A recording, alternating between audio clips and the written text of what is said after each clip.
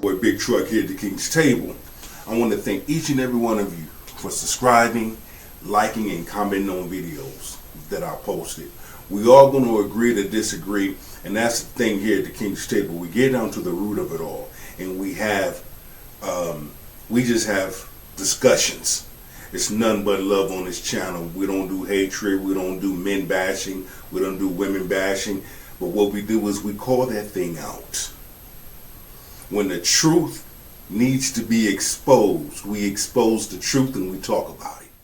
As men, let's spit fire, bun. Let's get it. Let's go to work. Women may not agree with me when I say this.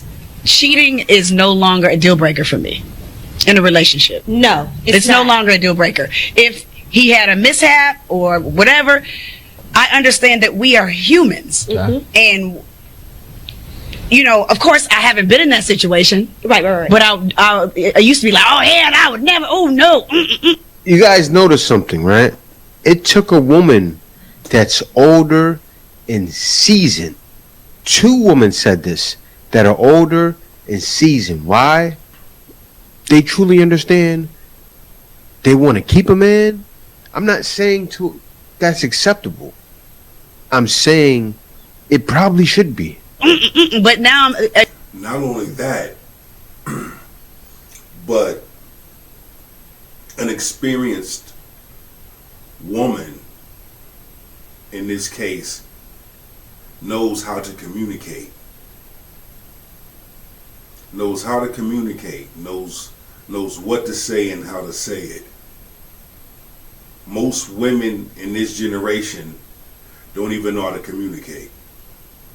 They react so much off of emotions, in my opinion. It is always best to have open communication. Say, that's all right. That's all right. as you think about just life, I don't think that I would be like, this is it. Right. Because I just don't. And I've grown into that type of thing because that is mature. And I would want him, if something were to happen, hopefully open communication, that we could actually say, hey, this is what happened. Mm-hmm. Can you forgive me or whatever, and vice versa, just because there is a level of love there. Keep things going or allow things to escalate where it don't need to go, rather than taking some time out, come back, talk about it, communicate about it, find a solution, throw it behind you, move forward. In a relationship or marriage, some things are not worth the juice to squeeze. Comes from open communication. You have to. That's probably something women need to subscribe to, right? Of course, they're older, accepting that and understanding this person is human, of course, not dealing with it to like, oh, okay, my man's gonna cheat on me, and that's what's gonna happen. All these women that want these high value men, oh, I want a man making 100,000, but you can't handle it. You want that man to also be the most loyal person in the world. A lot of times, those guys have the pick of the litter.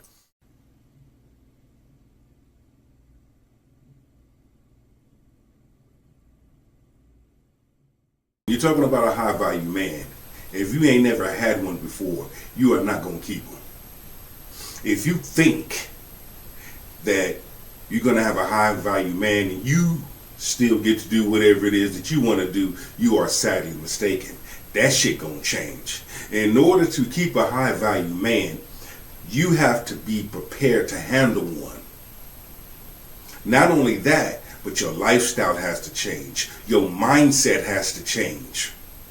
Certain things and characteristics about you has to change.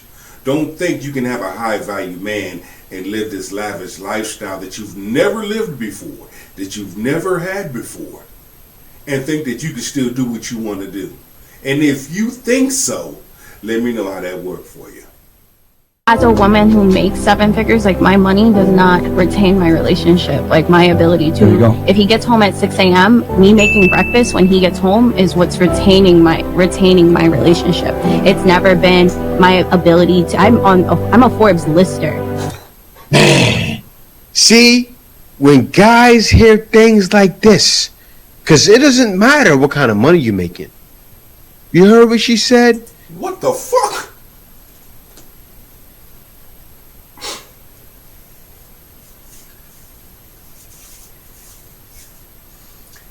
That's what I'm talking about right there. When it comes to a man's preference, he's not worried about how much money you gotta make. Finances don't even come up until later.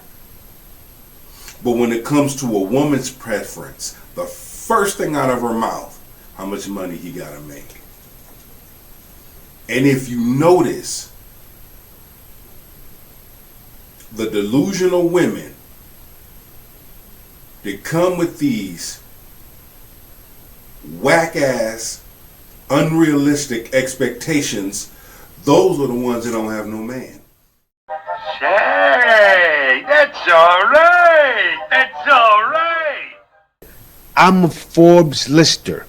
But me cooking for my man and doing these things for my man is what maintains my relationship. Guys don't want to hear, I'm getting the bag.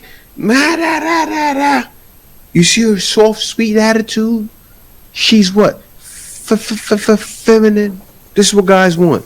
Women that are feminine and delicate. Feminine and delicate. That's what we want. Look at that. And she's from the West too, right? She's from the West. What do I always say? So far, so few. Top of my game, but that doesn't retain my relationship. Me cooking from scratch 3 times a day retains my relationship and retains me going on 3 times a day? Yes, from scratch. I was on Food Network, but like me being able to cook, me being able to upkeep our home, labels on everything, doing weirdo organizing is what's retaining my relationship. You got what I need. You have a woman that stands on tradition, that stands on business, that stands on integrity, that stands on principle, and that stands on purpose. That's her. I acknowledge you and I give you your flowers. But when you got modern feminist women talking all this social media bibble babble, because they ain't really about that life. Half the shit that they come out their mouth, they ain't doing that in real time. They ain't living like that in real time. Those are the ones that need to be corrected. Those are the ones that suffer from childhood trauma and have daddy issues. Those are the ones that are so keyed in on social media. Since you want to be so keyed in on social media, why don't you listen to people talk about being feminine, being fit, being friendly, being nice, being kind? Why don't you listen to certain platforms teach you how to get a man and keep a man, how to understand a man, how to listen to your man, how to cater to your man?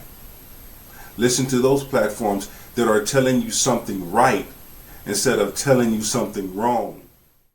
They may conquer other lands, but they never kill the whale. Stand up, defend your rights.